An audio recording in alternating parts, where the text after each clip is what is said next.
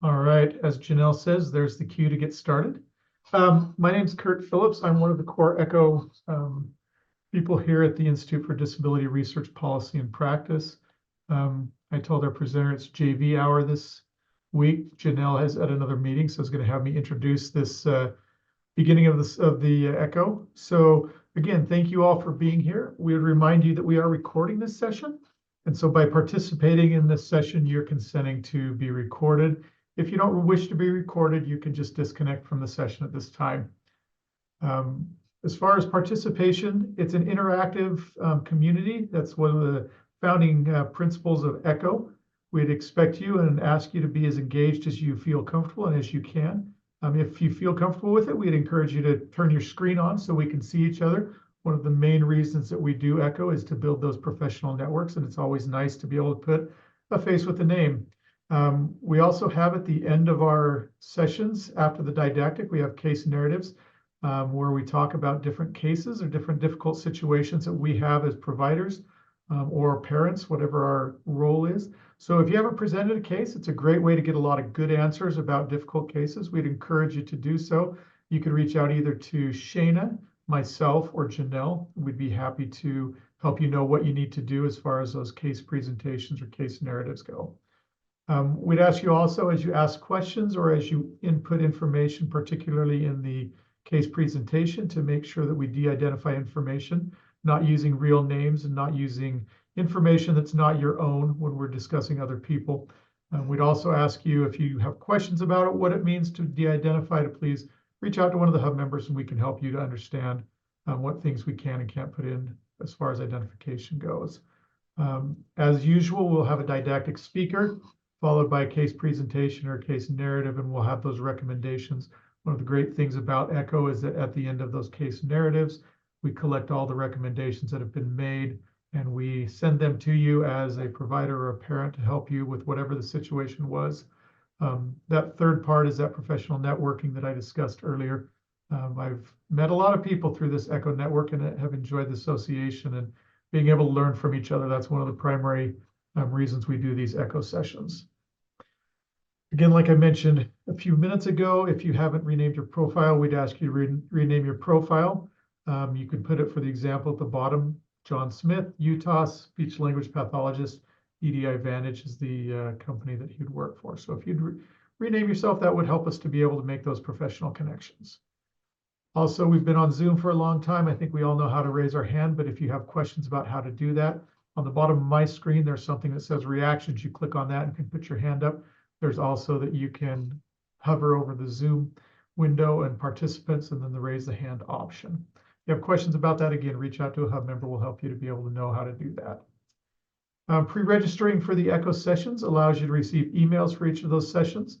If you'd like to pre-register, please do so via our weekly announcement or by emailing projectscope@usu.edu. At the end, there's going to be a few QR codes that will take you to those sites as well.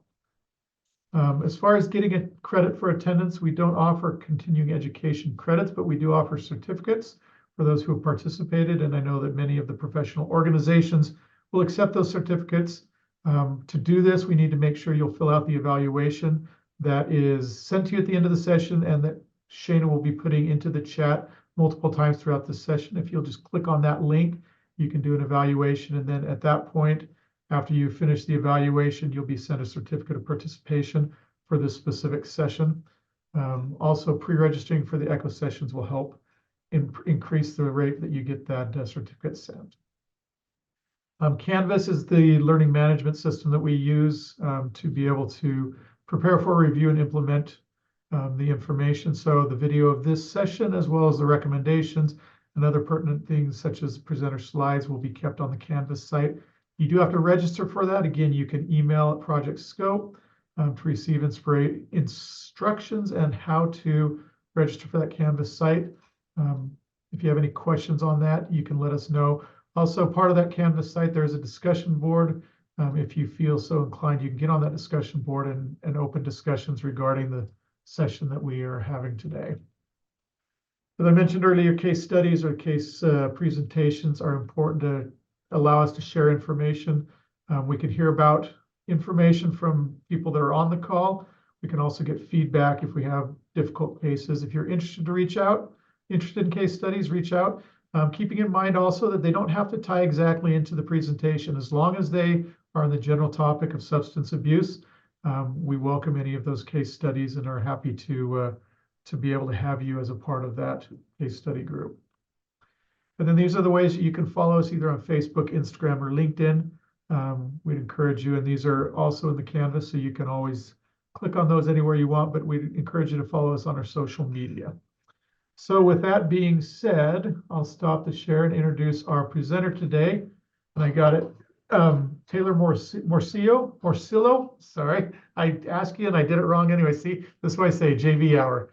So Taylor Morsillo is our presenter today. She'll introduce herself, and we look forward to a good didactic presentation. If you do have questions for Taylor, please put them in the chat.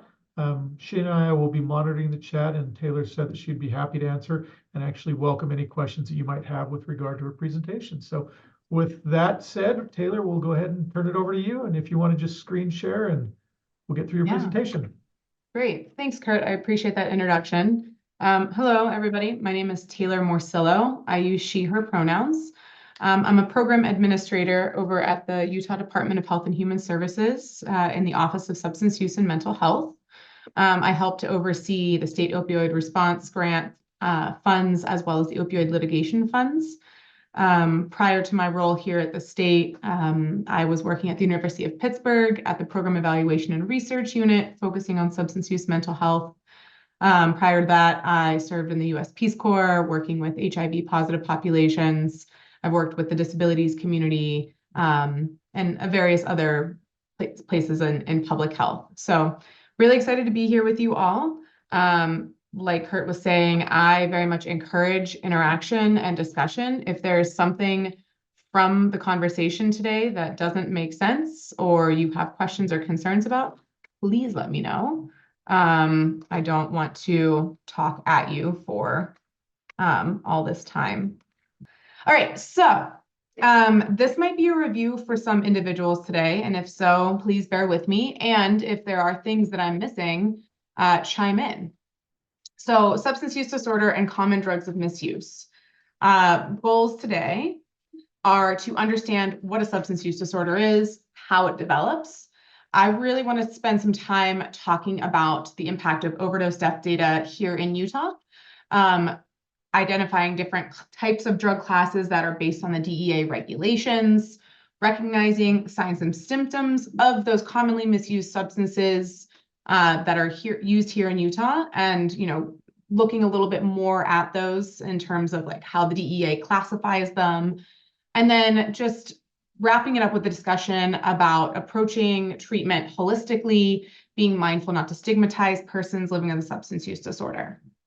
So, defining addiction, aka substance use disorder. We have the ASAM definition here. It's a treatable chronic medical disease that involves complex interactions among brain circuits, genetics, the environment, and an individual's life experience.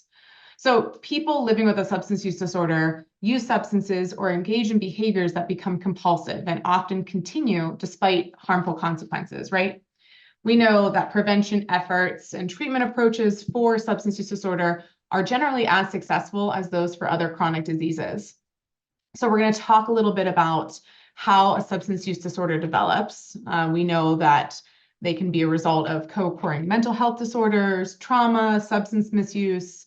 But the thing that I really want to drive home with this section is that a substance use disorder is not self-inflicted. It's not a willpower issue.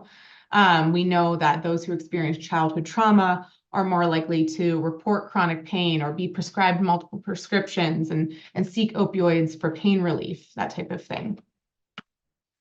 So jumping right in, progression of the disease of a substance use disorder. So I like to break it down into 4 phases. Phase 1, learning the mood swing. This is when people start learning that chemicals or substances can provide a temporary mood swing, typically in the direction of euphoria, right? We start learning that it works every time. We learn to trust the chemical and its effects. We learn to control to the degree of the mood swing by regulating our intake, right? This is kind of the like social use phase. Phase 2 is when we start applying phase 1 to social and life situations. We're using substances at appropriate times and places, cocktail party, at a concert, things like that. We're developing self-imposed rules and we're adhering to them. We only consume a glass of wine, in the evening, once we're home, we're not driving anymore, like things like that. There might be some physical pain, like a hangover, right? But there's no emotional pain to correspond with this. In phase 2, we know that folks continue their ability to control time, quantities, outcome of use. And so this is where social users tend to remain. Phase 3 is harmful dependencies. This is when we start to begin to experience periodic loss of control over the chemical use, right? Over substances. Things like drinking episodes resulting in behavior that might value a person's value system, creating the first feelings of emotional pain or guilt, maybe even a little shame and depression. We start losing a little bit of insight. We forget that this behavior was learned. We increase anticipation and preoccupation with the use of the substance. And those self-imposed rules that are, set in phase 2 start to be broken pretty regularly. We start seeing an increase in tolerance in phase 3. And so, you need a bit more of the substance to feel euphoria or feel the effect. You might start thinking of more ingenious ways of using the substance, keeping it hidden, that type of thing, potentially starting to blame others for pain that they're self-inflicting, decrease in health, spirituality, emotional stability, and cause issues within relationships. And then phase 4 is when we're in a full substance use disorder, right? Where we are using the substance to feel normal. We're not necessarily feeling any sort of euphoria or pleasure from it again. We'll see that blackouts occur more frequently. We see a sharp increase in tolerance.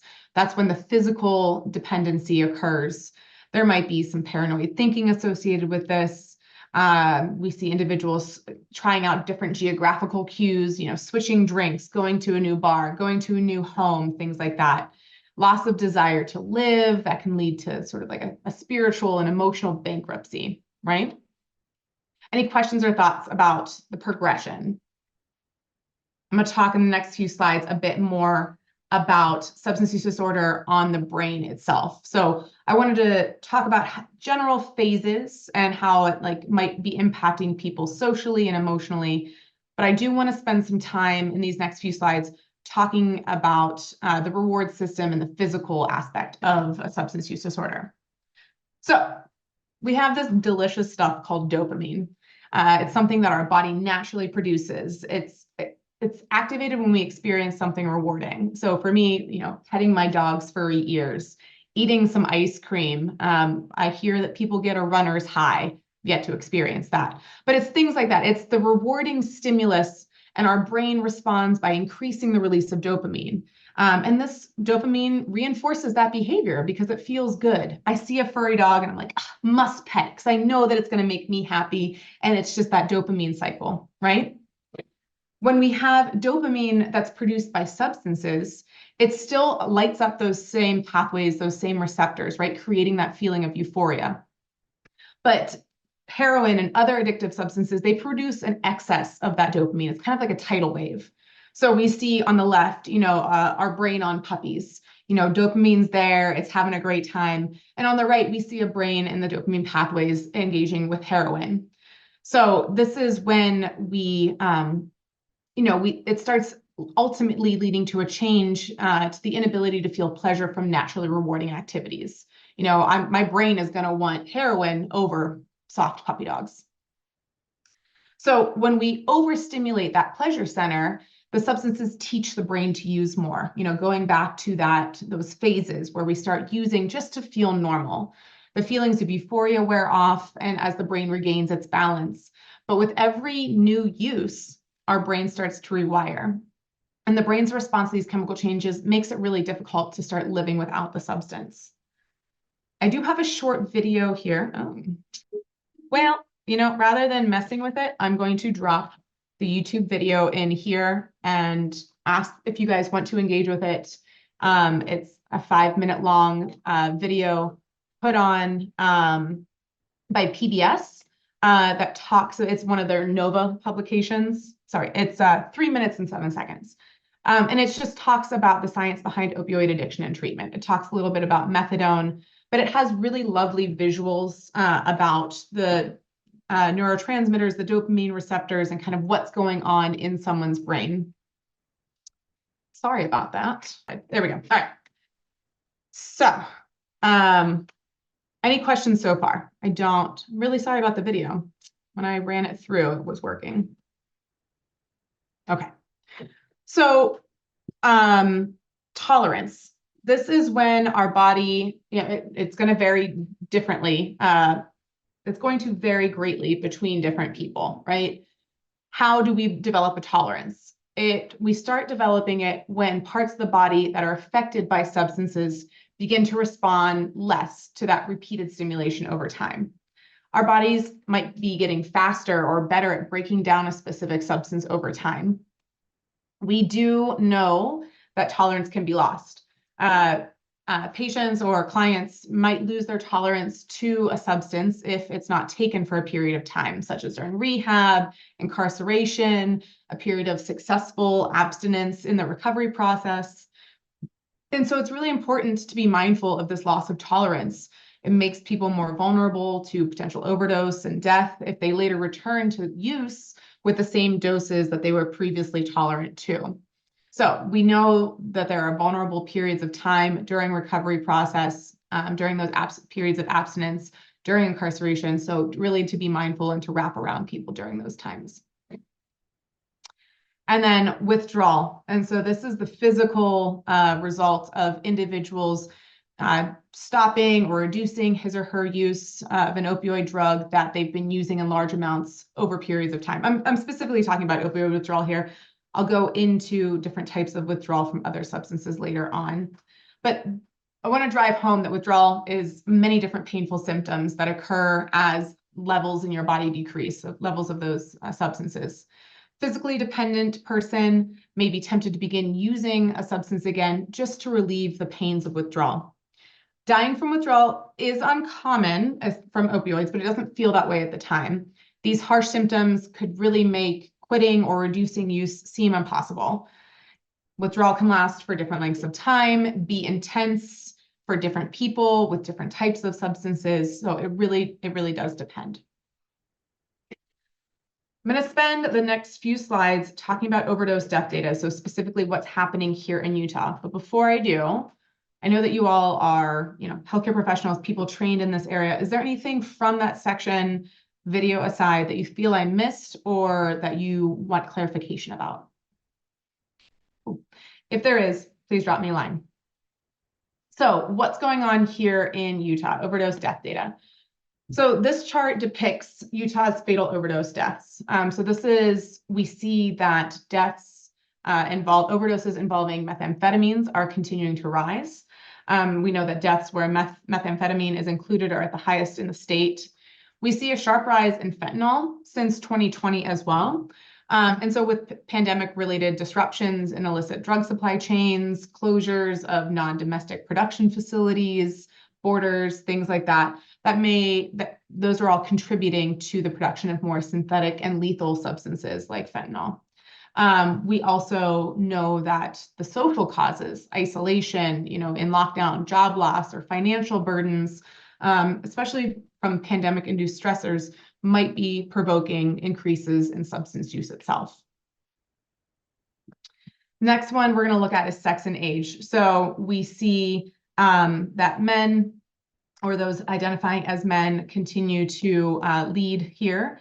And then the age group most specifically is 45 to 54. And then I have a slide here about race. So this is based off of data collected from 2018 to 2022.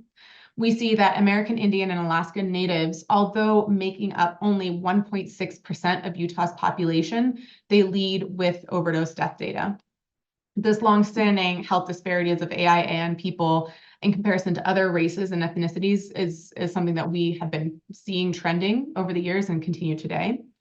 Looking at it from a national perspective, that this population has experienced the largest increase in drug and opioid involved overdose mortality compared to other racial and ethnic groups. And then we also know that accurate health data and mortality status assessments for these populations is oftentimes unavailable due to racial misclassification, vital statistics in surveillance in our vital statistics systems. So just adding some context there. But and then in terms of location, this is based on a per 100,000 rate. Again, collecting data from 2018 to 2022. We see that Southeast Utah and Tri-County area, so this pink and green area, are the locations that are leading in our overdose death data. In your areas, this is my question to you. In the areas that you're working, what are you seeing as the most common type of substance that's misused? And feel free to drop it in the chat or unmute yourself. Meth and heroin. Thanks, Nancy. Meth, yeah. So stimulant use, yeah. Painkillers, okay. So prescription, methamphetamine, wonderful. Not wonderful, but thank you very much for the contributions. All right, so keeping that in mind, hopefully this next bit of information, fentanyl and opioids. Thanks, Katie. So I'm going to introduce drug classes. And again, apologies if a lot of this is a review. I developed this training for kind of anybody and everybody, people that might be involved directly in substance use disorder without having received training. I developed this honestly for correctional officers back in the day, and I've been modifying it since based on feedback. So introduction to drug classes. So we have the Controlled Substances Act. Yes, I can. The CSA, it's a statute that established U.S. federal drug policy where manufacture, importation, possession, use, and distribution of certain substances is regulated. So we regulate it into 5 classes of drugs: narcotics, depressants, stimulants, hallucinogens, and anabolic steroids. So placement of a substance in these 5 classes is based upon the substance's accepted medical use, the potential for misuse, and the safety or dependence of liability. So we know that each class of those 5 has distinguishing properties, and drugs within those classes often produce similar effects. We do know that all controlled substances, regardless of their class, they share several common features, except for anabolic steroids. I'm not going to do much talking about that. Controlled substances are used to alter mood, thought, and feeling through their actions on a central nervous system, so your brain, your spinal cord. Some of the substances alleviate pain, some alleviate anxiety, or depression, while some induce sleep and others produce euphoric and energetic feelings. So we know that legal pharmaceuticals that are placed under control of the CSA are prescribed and used by patients for medical treatment. The use of those same pharmaceuticals outside the scope of sound mental practice is considered drug misuse. So I am going to talk about the 3 different classes that are primarily found in Utah based on our overdose death information. So narcotics, depressants, and stimulants. I'm going to do a breakdown of each class of drugs, where they come from, some of their common names, general effects on the mind and the body, what withdrawal symptoms might look like, and then specific drugs that are found in our various spaces. I would love contributions for that. I'm not going to go into hallucinogenics like marijuana, but I do have information like MDMA, marijuana, psilocybin, things like that. But I can add that as part of additional discussions, or if anyone wants information about that, please let me know. All right, so first up, narcotics. What are narcotics? Originally, the term narcotic, we used that to refer to a variety of substances that dulled senses and relieved pain. Though some people, I've learned, still refer to all drugs as narcotics, but in correct terms, narcotic refers to opium, opium derivatives, and their semi-synthetic substitutes. The more current term for these drugs, with less uncertainty regarding its meaning, is opioid. Where did they come from? Well, originally, the poppy was the source for all natural opioids, and it still continues to be. Semi-synthetic opioids are synthesized from naturally occurring opium products such as morphine and codeine. Those include heroin, oxycodone, hydrocodone, and hydromorphone. Synthetic opioids are made entirely in the lab and include things like merpidine, fentanyl, and methadone. So we know that heroin, like I was saying, it's produced from morphine, which is a naturally occurring substance. It's extracted from the seed of pod of various varieties of poppy plants. And we know that heroin comes in several forms, white and brown powders and things like that. Fentanyl, which has made a stark uptick in our overdose death data and overdose data, is a potent synthetic opioid drug. It was approved by the FDA for the use of pain relief and an anesthetic. It is approximately 100 times more potent than morphine and 50 times more potent than heroin as an analgesic. We have some common street names for narcotics, and we have some pharmaceutical names here. If there are any that you all know of or that I'm missing from these lists, please let me know. But we're referring to things Oxycontin, Vicodin, codeine, morphine, things like that. Oxys, heroin, lean. Yeah. Effects on the mind. So narcotics and opioids produce a general sense of well-being. They reduce tension, they reduce anxiety, they reduce aggression. But this use comes sometimes with a variety of unwanted effects like drowsiness, inability to concentrate, apathy, things like that. On the body, we know that, it's prescribed by doctors to treat pain, sometimes to suppress coughs, cure diarrhea, constipation is a primary side effect, and put people to sleep, right? Again, going back to fentanyl being an FDA-approved substance for anesthetics, right? We do know that there are a lot of negative effects on the body, right? Slowed physical activity, constriction of pupils, flushing of their face and neck, constipation, like I was saying, nausea, vomiting, slowed breathing, respiratory depression is a big issue. So when someone is going through withdrawal from narcotics, it's going to feel like the flu times 100. You're going to have your watery eyes, your runny nose, sweating, restlessness, irritability, loss of appetite, all of this added with like chills, flushing, excessive sweating. But I want to drive home again, the intensity and characteristics of physical symptoms that people experience are directly related to which substance they've been engaging with. The total daily dose, the interval between doses, the duration of use, the health and personality of the person using the substance.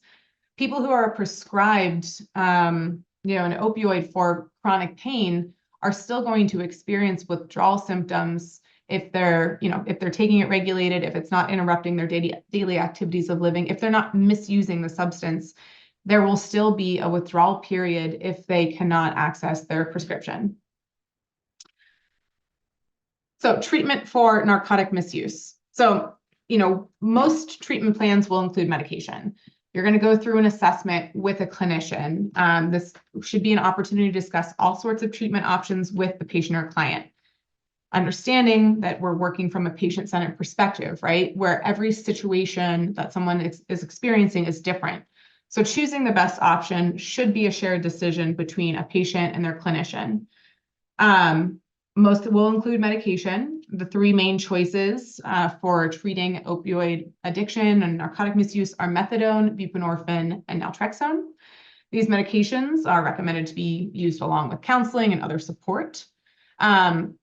We have treatment occurring in different places or settings depending upon the medication that's used, the patient's situation, and other factors, right, that really should be taken into consideration when developing a treatment plan. I'll just add a note that it's really important to discuss the treatment plan, different settings from a patient-centered perspective, knowing that each medication, each treatment plan has its own risk and its own benefits, right? There's special ways to start things and to help ensure that clients or patients are continuing in their treatment plan.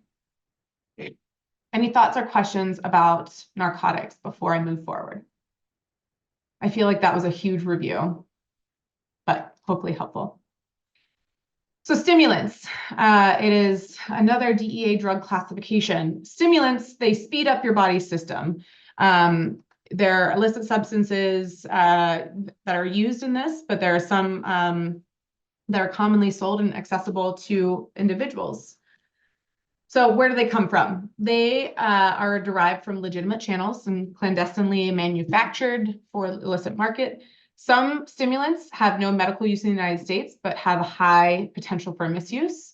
We have some stimulants like tobacco and caffeine that don't require a prescription. I know that I have a caffeine addiction. I need my coffee every morning.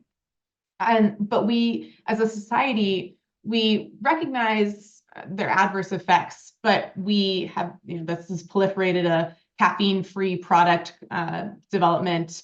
We know that the efforts are being made to discourage cigarette smoking and things like that. So there are stimulants that are not controlled, like coffee and tobacco, and there are stimulants that are, like methamphetamine, cocaine, things like that. Common street names and prescription drug names. Here we are. Again, if there's anything missing from this or something that you feel I should add that's specific to Utah, please let me know. But prescription drugs that are stimulants, or Adderall, Ritalin, things like that, oftentimes used for attention deficit disorder. We have a lot of prescription drugs for weight loss that are technically considered stimulants. So on our mind, stimulants, like I was saying, it produces this sense of exhilaration, self-esteem, improving mental and physical performance, people thinking that they can take on the world, that they're going to cure world hunger, increasing activity, reducing appetite, going back to that a statement about a lot of weight loss aids and things, extended wakefulness for prolonged periods, thinking about caffeine, coffee, energy drinks. We do know that like a chronic high dose is frequently associated with agitation, hostility, panic, aggression, anxiety inducing, things like that. Think about drinking your coffee or an energy drink on an empty stomach. You're just jittery and a little bit anxious. In the body, right? Again, yeah. Somebody asked what vitamin R was. They hadn't heard of that. Vitamin R, the code name. It's another word. It's like a street name for meth. It could be like Ritalin itself, like mixed with a methamphetamine. Yeah, great question. Sorry, I missed that. Just on my roll about what stimulants do to a body. Did that answer the question, Jennifer? Okay, cool. Oftentimes it's Ritalin mixed with methamphetamine. So yeah, with the body, again, therapeutic levels of stimulants, extended wakefulness, loss of appetite, some exhilaration. But when we're intensifying the dose of stimulants, it can cause physical side effects like dizziness, tremors, headaches, flushed skin, chest palpitations, excessive sweating, vomiting, things like that. We know individuals that are engaged in chronic stimulant use, they can exhibit violent behavior, anxiety, they might be confused, experiencing insomnia, or even psychotic features like paranoia, aggression, visual and auditory hallucinations. Like the sensation of insects creeping under your skin, things like that. Withdrawal symptoms. So abrupt cessation from stimulants is commonly followed by a bit of a depression, some anxiety, the drug craving, right? And extreme fatigue, oftentimes known as a crash. We know that tolerance can develop really quickly with stimulants, especially a psychological dependence, right? The more potent the stimulants, such as methamphetamines and cocaine, produce a stronger psychological dependence. And we know, going back to those dopamine receptors in our brain, methamphetamine and other stimulants, they really hinder a brain's inability to create natural dopamine. And so when the person doesn't have that substance, they're going to potentially experience this severe state of despair, where there's a lack of hope of ever feeling happy again. So treatment for stimulant misuse. Oftentimes it starts with a detoxification process. And people with a stimulant use disorder may experience withdrawal, probably will.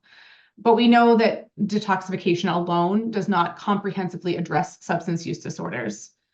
Unfortunately, there are still no FDA-approved medications for the treatment of stimulant withdrawal, but we know that detox combined with other behavioral treatments like contingency management can be really, really helpful for different patients. Any thoughts, questions, comments, or concerns about stimulants? Cool. All right. Last section, last category I'm going to talk about before. Taylor, Yeah. I'm sorry, this is Janelle, and I didn't get to Janelle? you in time. I just have a question on some of those stimulants when they are used correctly. So you had mentioned that a lot of times they are used for patients that have ADHD. If they want to stop taking that, do they go through the same detox or what, like that whole process within their body as somebody who misuses it? Does that make sense? It does make sense, and that's a really good question, and I'm glad that you asked it. So similar to what I was discussing in the narcotic space, where people are prescribed, you can be prescribed a narcotic, you can be prescribed a stimulant by a prescriber, by your doctor, to help with various things. People will experience a bit of withdrawal, but it's going to look a little bit different, right? It's not going to be as intense as someone who is chronically using methamphetamines. There might be a period of listlessness, tiredness. Dr. Shannon Miller-Cox, please speak up if you have some thoughts here. I see your hand up. Yes, my question, and I think a common problem is I have a lot of clients with ADHD, ADD that need stimulants and have abused stimulants. And so then getting MDs to prescribe when they're abusing methamphetamine is really tenuous. Yeah. And I found a couple clinics that will test the blood to see if they're titrating down and managing meds correctly, kind of like a pain management clinic would. Yep. If they're in case management. So like I'm with Journey of Hope. And so we'll write a letter and say, look, they had ADHD as a child. They sleep on methamphetamines. Like they have ADHD. Their brain needs amphetamine salts, but they're also a methamphetamine addict. And so they also abuse methamphetamines. We need a way to manage them using a prescribed medication and titrating off methamphetamines. Can we do this with case management, kind of like we would do in a pain management clinic where they've abused heroin, but have a broken back, a broken limb, cancer, whatever? Like this is a disease. Yep. Addiction is a disease. Stop criminalizing people with this disease and start treating them like human beings. And can we do something that's humane and stop this? And so I've found three doctors that will work with my women, but it's a freaking nightmare. Yes. So what happens is they end up buying their speed on the street because they need it to sleep. And it's an absolute nightmare because even the doctors want to criminalize people that need this medicine to manage their day-to-day life and sleep. So, Dr. Cox, until we stop criminalizing people with ADD and ADHD in their adulthood that also have addictions, which is a disease, we cannot manage this appropriately. Yes.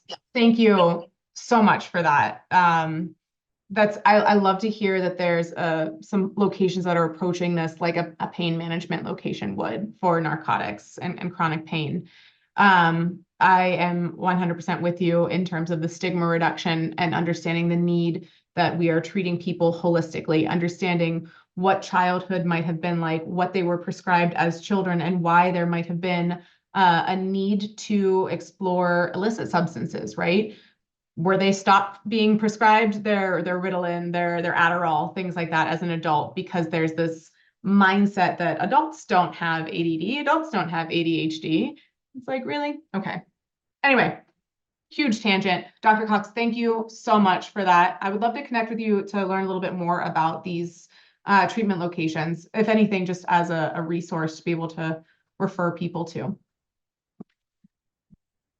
Any other questions or thoughts about stimulants? Janelle, did that answer your question about kind of tapering and different things? Yeah, thank you. Absolutely. Okay. Third subtopic here, depressants. So depressants induce sleep. They relieve anxiety, muscle spasms. They can prevent seizures. Individuals will misuse depressants to experience euphoria. And oftentimes depressants are used in combination with other drugs or substances to add to that high, to add to that euphoria with side effects, things like that. We know that with depressants, tolerance it rapidly develops. And so we know that individuals start needing more and more just to feel and function normally. Depressants are extremely unsafe, and they increase likelihood of things like coma and death. Again, they come from legitimate pharmaceutical products that are diverted to an illicit market. These can come in the form of pills, syrups, injectable liquids. You can obtain depressants from the family medicine cabinet, from friends, the internet, doctors, hospitals, things like that. Common names, we have barbs, benzos, downers, things like that. Prescription drugs, Valium, Xanax, fentanyl. Are there any other street names to add to this? We know that benzodiazepines are depressant. They produce sedation, they relieve anxiety, muscle spasms, reduce seizures. Again, they're oftentimes only legally available through prescription. And oftentimes people that develop a dependence and physical addiction to this maintain their drug supply by getting prescriptions from several doctors. We all know about doctor shopping. Sometimes there's forged prescriptions or buying things illicitly. Oftentimes we see misuse by taking things orally, sometimes crushing it, snorting it, that type of thing. Oh God, one too many. Effects on the mind. So again, they are legitimate pharmaceutical products. They can be used therapeutically to induce sleep, relieving anxiety, focusing on muscle spasms, preventing seizures, all really good things. They can also cause amnesia, where you have no memory of events that occur while under the influence. They reduce your reaction time. They impair mental functioning and judgment, and they can cause confusion. With your body, sometimes they're used to relax muscles, things like that. Again, preventing seizures. But unwanted physical effects can include slurred speech, loss of your motor coordination, weakness, headaches, lightheartedness, dizziness, nausea, vomiting, low blood pressure, slowed breathing, again, focusing on that respiratory depression. So when we're seeing individuals going through withdrawal from depressants, again, prolonged use of depressants can lead to physical dependence, even at doses recommended for medical treatment. So kind of, Janelle, what we were talking about with stimulants and narcotics, it's the same for prescribed medical treatment. Things like barbiturates, unlike barbiturates, like large doses of benzodiazepines are rarely fatal unless they're combined with polysubstance use, like other drugs or alcohol, right? Withdrawal from depressants can be life-threatening. Simply stopping the use of depressants is highly dangerous and should never be encouraged. People should undergo medically supervised detoxification because dosage that they're taking should be tapered gradually. Things like CBT, cognitive behavioral therapy, is also a very helpful tool. We're focusing on modifying our patients' or clients' thinking, expectations, and behaviors while starting to increase skills for coping with life stressors. I do want to talk about another depressant that is legal and available, is alcohol.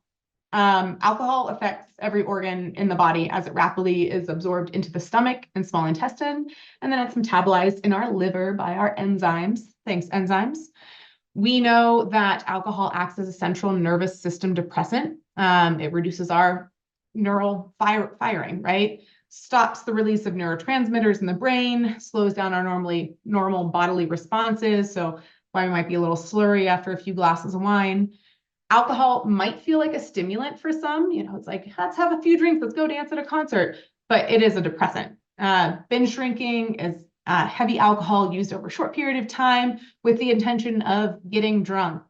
And we see it resulting in immediate and severe intoxication, right? Alcohol withdrawal. So these are for individuals with significant alcohol dependence when they suddenly stop drinking. So someone that might be going through incarceration during intake, sitting in the carceral setting, right?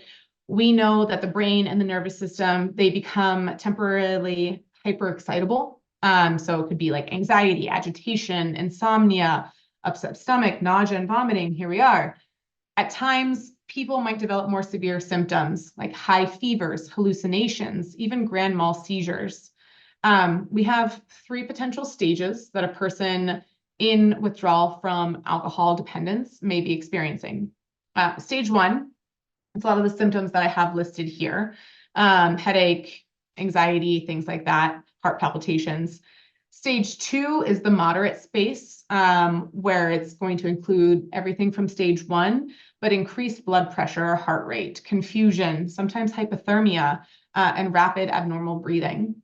And then stage 3 is that severe stage. And so this is including all the symptoms from stage 1 and 2, in addition to visual or auditory hallucinations, seizures, disorientation, and impaired attention. Without treatment, and I cannot stress this enough, without treatment by a healthcare professional, some people can progress from stage 2 to stage 3 rapidly. And this is where we start seeing people potentially developing a condition known as delirium tremens, or DTs. These are very severe, potentially fatal presentation of alcohol withdrawal. Symptoms of DTs can commonly happen within 4 days of that last drink, but they might be honestly developing a bit longer than that, like the diagram is saying here, if not treated, up to a few weeks. DTs, when left untreated, are going to go just continue to get worse and can be potentially fatal. So when we're treating alcohol misuse, again, undergoing supervised medical detox to help minimize severe and lethal withdrawal complications before beginning treatment for alcohol use disorder is a really great first step. It's a needed first step.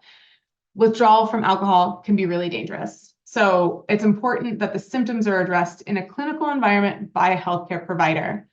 We do have the option for medical detoxification, so where we're supervising their medical and emotional needs. Adjustments are made to the treatment plan are based on their symptoms. We have medications that can be used to manage symptoms of withdrawal, but cannot stress enough, patients or clients should not attempt to detox from alcohol misuse syndrome alone.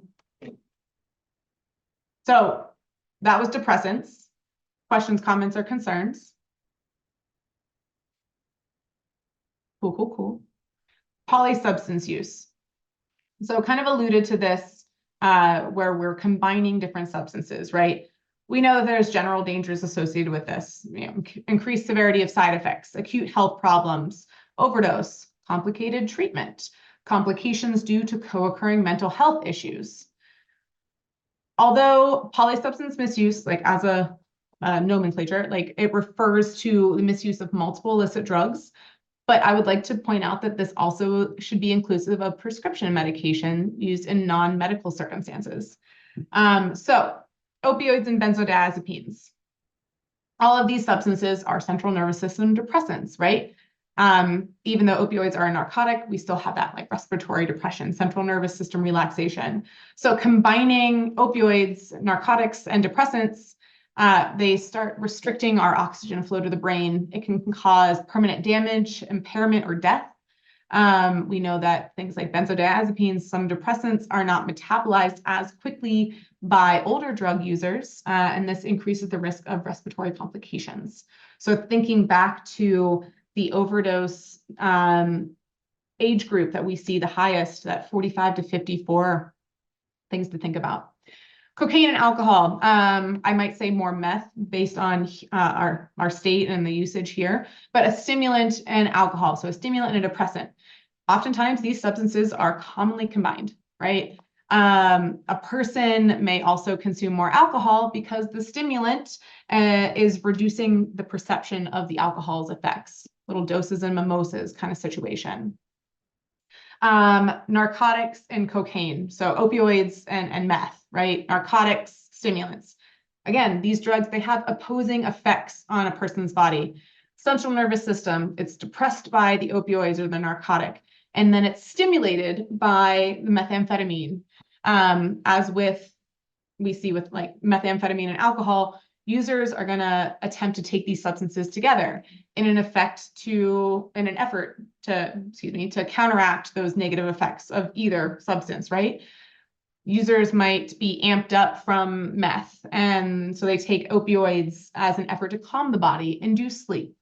But these substances, again, are masking the effects of each other, and we know that overdose and other potential complications are much more likely. Prescription and illicit drugs. Though some people believe that prescription drugs are quote unquote safer to misuse than illicit drugs, since they were originally prescribed by a doctor, we know that that's not true. Many prescription drugs are not that different in formulation to illicit drugs, and their misuse can result in a range of serious health outcomes up to and including death. So I do want to point out that, that in some instances, those people taking a prescription medication may unintentionally combine substances. You might unintentionally be engaging in polysubstance use. A few glasses of wine without realizing that your prescription medication is not supposed to be mixed with alcohol. Or you might be on a prescription from different doctors and your doctors aren't checking the CSD, or there's just no communication between the systems. And so you might not realize that these medications are interacting negatively with one another. Polly, I do see your question about marijuana. Marijuana is classified as a hallucinogen, according to the CSA, and that's just not a part of the training that I have built out. But if you're interested in information about hallucinogenics, which marijuana, psilocybin, MDMA, things like that, happy to talk with you offline. So polysubstance use, we should be encouraging, if we're working directly with clients or patients, we should be encouraging them to inform us or their doctors about the medications that they're taking, confirming that medications don't interact negatively with each other, or identifying, is alcohol consumption safe prior to starting a new prescription. For other people, intentionally engaging in polysubstance misuse is their goal, right? They want to experience greater effects from multiple substances. Oftentimes, people might have a preferred substance of misuse that they then combine with other substances at times to enhance that primary substance's effect. For example, people who are regularly misusing opioids, like heroin or prescription painkillers, they might take those with a benzodiazepine, a depressant, to experience even greater relaxation or sedative effects. Stephen, how do these affect babies during pregnancy? What are these? Can you define a little bit of what you're asking here? A nursing mother. Are we talking about polysubstances in general? Are we talking about narcotics, depressants, stimulants? Also happy to connect with you offline. Methamphetamine specifically. Let's chat offline. I'm happy to provide some information about how stimulants impact pregnant individuals and postpartum with nursing. I'm going to drop my email in here. Please feel free to drop me a line and let's connect. Great question. Thank you. And Dr. Cox, it looks like DEA is actively working to reclassify marijuana from a Schedule I down so it can be federally legally used and money banked as per the current president. Yeah, absolutely.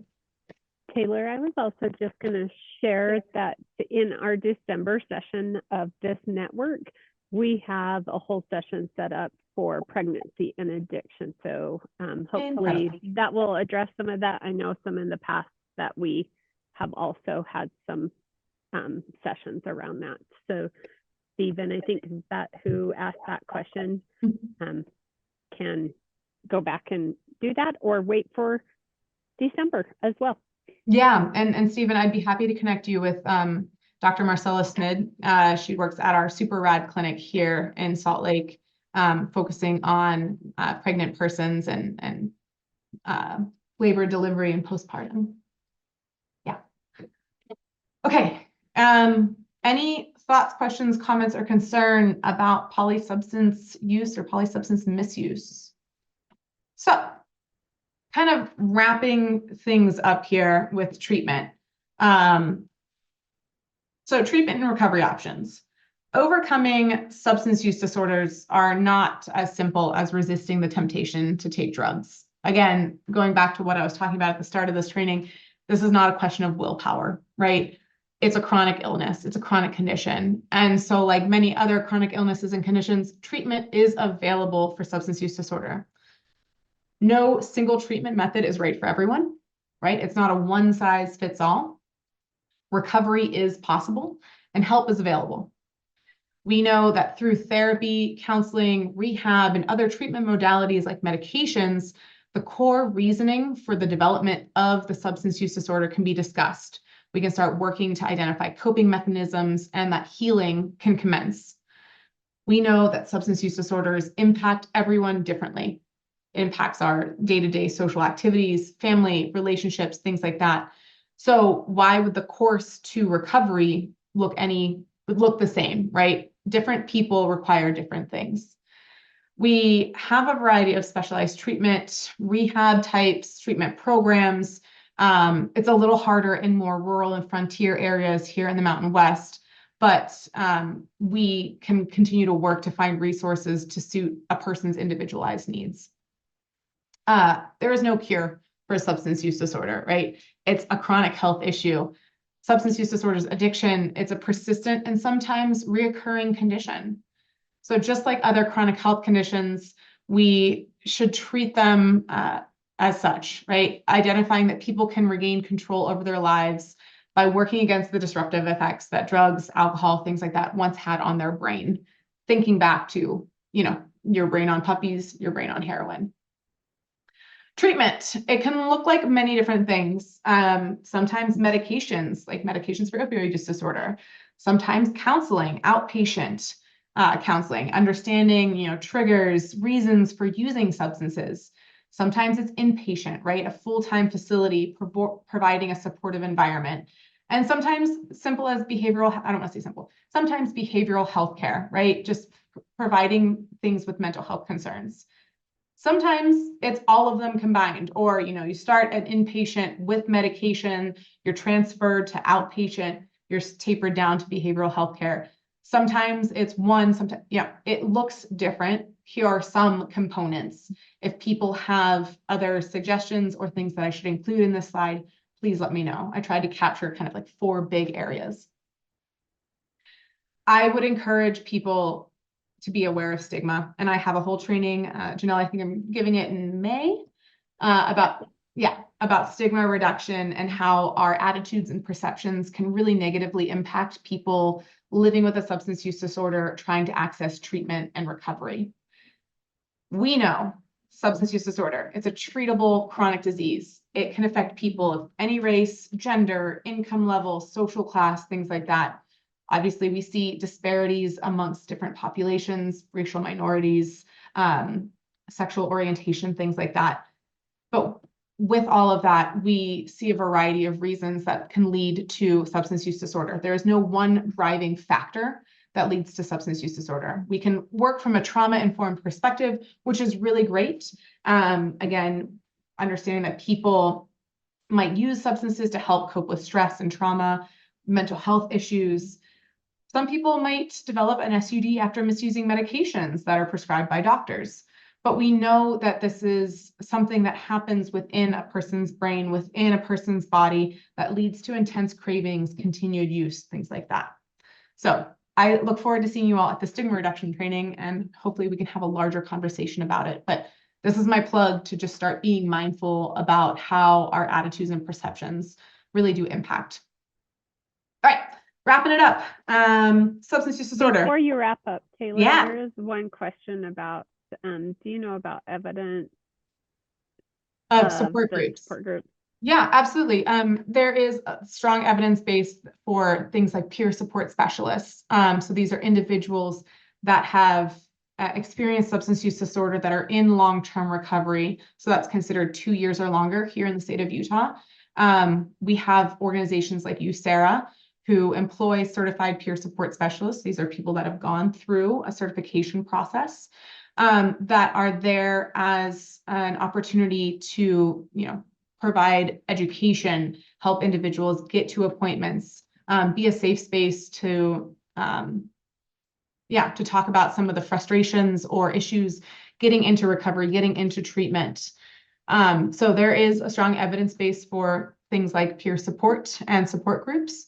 It's absolutely something that can help. I know that social isolation could be an adverse thing, when you feel that you've exhausted your family relationships or provider dynamics, things like that, that there's a lot of internalized stigma, as well as external stigma that is put out there by our society. So I don't know if that answered your question, but happy to talk a little bit more. So if the things that you take away today from me monologuing at you for the last hour, these are the 4 things, I hope. Substance use disorder, it's caused by multiple factors. We know there's genetic vulnerability, environmental stressors, social pressures, individual personality characteristics, and psychiatric issues, right? We now know some of the common drugs of misuse and overdose death data here in Utah. We know that it primarily includes opioids or narcotics and stimulants. We know some of the signs and symptoms of the 3 primary misuse substance classes here in Utah. We know that there's different treatment approaches for each, and driving home that it is a treatable chronic disease. It can affect any person, anywhere, anytime. So to be mindful of that and start reducing our stigma. So thank you all for your attention for the last hour. Sorry, that was a lot of me talking at you. I promise the stigma reduction training is much more interactive. But if there are any additional questions, comments, concerns, please let me know. If this training can be changed or, adapted in ways that would make it more digestible, please let me know. Janelle, thank you for having me. Kurt, the JV start off was wonderful. No, thank you so much. That was a great presentation. I've just been chatting with Kurt saying, I'm just going to let her keep talking instead of breaking you off so we can do our case presentation. I think this is one that we've had a lot of requests for. So I thought it was really helpful, and really, again, looking forward to your stigma reduction or that stigma awareness conversation that we'll have in May. Does anybody have any questions for Taylor? I do. How successful is it when someone does recover, I guess, from an addiction, for them to stay off from that? Do we have data on that? That's a great question. So my answer probably won't be as straightforward as you were hoping. So when individuals, enter into recovery, and recovery looks different for different people. It's not all abstinence based, right? It might just be abstinence or decreasing the use of a specific substance so you can return to your daily activities of life, right? That you're regaining control. There is recurrence of use. That is a very large part and a common and should be anticipated part of the recovery process. And we need to be working with clients to modify treatment plans to identify what some of the catalysts or, things were that sparked a return to use. We can look at rates of recovery. That's hard. I'm trying to think of how we would capture that data, right? Because it looks so different for so many different people. I think one thing that we can be looking at is, overdoses, right? If we start seeing decrease in overdoses, that hopefully means that there is a, decrease in substances or an increase in awareness of amount of use or increase of awareness on reversal medications, things like that. If anyone else has thoughts to this, please jump in. I'm sorry, Elaine, I don't think that was the answer you were looking for. Dr. Cox, you have your hand up again, please. Yeah, so there's like this criminogenic view of relapse as a new criminal event. But if you look at it like diabetes, and their sugars went high. Do you care how many times their sugars went high if it was managed? No, you don't. You care if they went into a coma and were hospitalized, because that costs money. So if you look at it like a disease instead of a criminogenic event, then you look at it as management. So relapse is part of recovery, depending on what you do with it. I have a lot of people that relapse, but they jump right on it. They jump back into groups, and they tell their family and their friends, and they say, I relapsed after, I had my wisdom teeth removed, or I had a oral surgery and I was put on opiates, and then I relapsed. And so they jump right back in with their therapist, and they, do all the things. And so it doesn't become a relapse that turns into a criminogenic event, just like a diabetic that goes high or low in their sugars and then manages their sugars. So it's a disease. So if we don't look at it like a criminogenic event, and we look at it like managing sugars and diabetes, then we look at it differently. So you really have to take yourself away from looking at addiction like a criminogenic event. So if they didn't end up in the hospital, if they didn't overdose, if they didn't end up in jail or prison, and they managed the addiction by telling the people that they love, by telling their supports, by calling their sponsor, by doing the things, right? Doing the things that you would do in a disease model of care, then they managed the care of the disease, just like the diabetic manages the highs and lows of their disease. So like, it's kind of sad, but when addicts call me, and I used to be a cop, it's interesting because they call me because they're like repenting, right? Like they're telling me like I'm going to be like, okay, do 20 rosaries and repent and do the stuff. And I'm like, okay, it's a disease.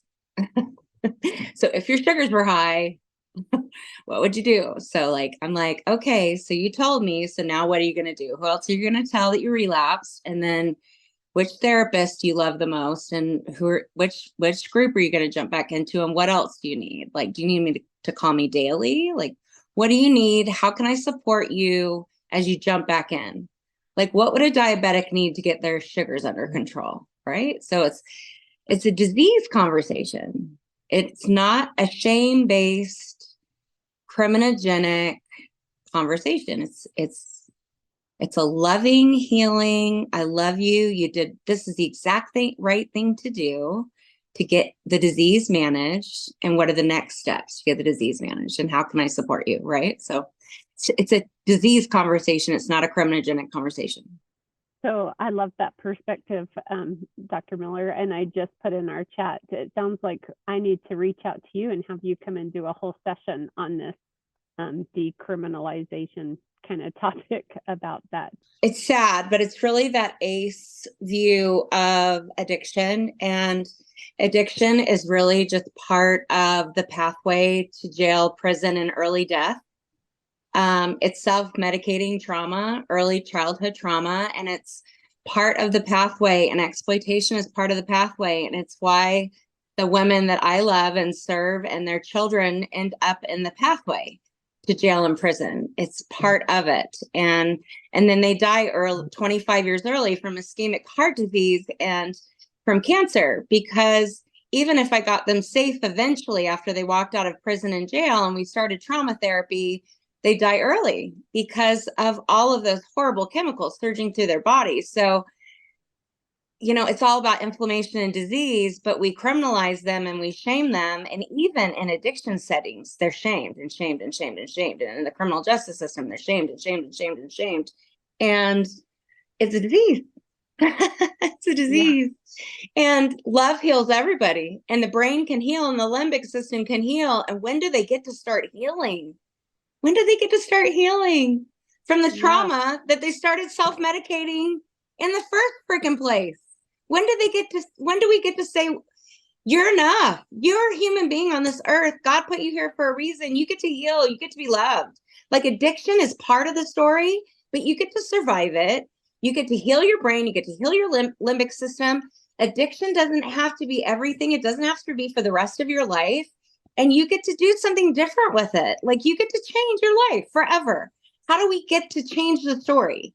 So like it's the ACE, it's interrupting the ACE to prison to early death pipeline. And it starts with children, and it can be interrupting the pipeline after jail and prison, but we have to change the story, and it's a story of a disease that starts after trauma.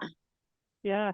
Well, I certainly appreciate that perspective, and I think it gives all of us on a call that pause to rethink how we interact with the clients that we serve in that process, and how can we have better conversations and provide more support to the whole family system. So I really appreciate you guys bringing that to the center of these conversations. Well, if you So have thank you. me, you have to have me and Ciolo Tuala, because Ciolo was on parole to me like 30 years ago, and I could see a bright light inside of him. He was supposedly an armed and dangerous gang member, but I just saw this beautiful human being.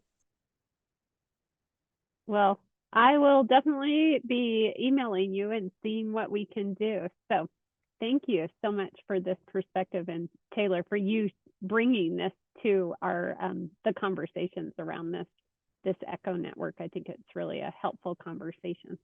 Yeah, absolutely. I'm happy to be here. Like I said, I developed this training as some of it might have been very rudimentary and a review for people, but I realized in some past work experiences that people were working directly in substance use disorder without having any understanding of that different substances produce different effects in your mind, your body, that there's different treatment approaches.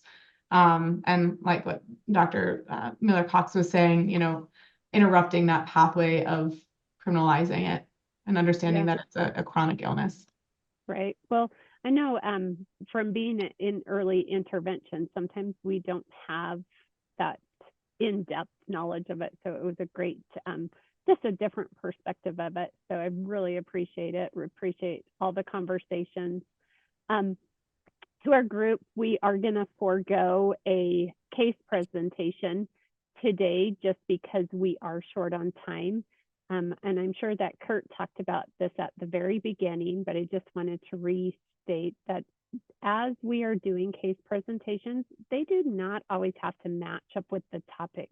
We have all these amazing people on the call, and there is so much information that I, as a provider, don't know that maybe Elaine would be able to share with me. And so those are what those case presentations are for, is to utilize everybody's brains on a case that you're struggling with. So if you ever have a case, whether or not it goes along with the topic, please reach out to us.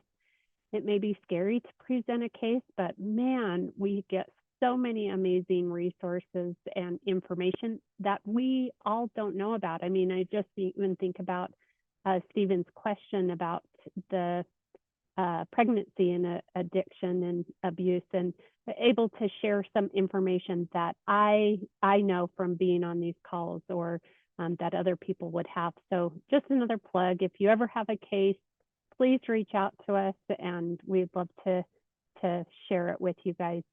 So I'm going to give you 15 minutes of your day back. We will be having another session next month. I don't know the topic right off the top of my head because I was too enthralled in listening to this and didn't pull up my calendar, but it will be the second Wednesday of the month, again, at the same time, same place. And thank you all for joining us today. Thanks, everybody. Janelle and Kurt, thank you so much for having me.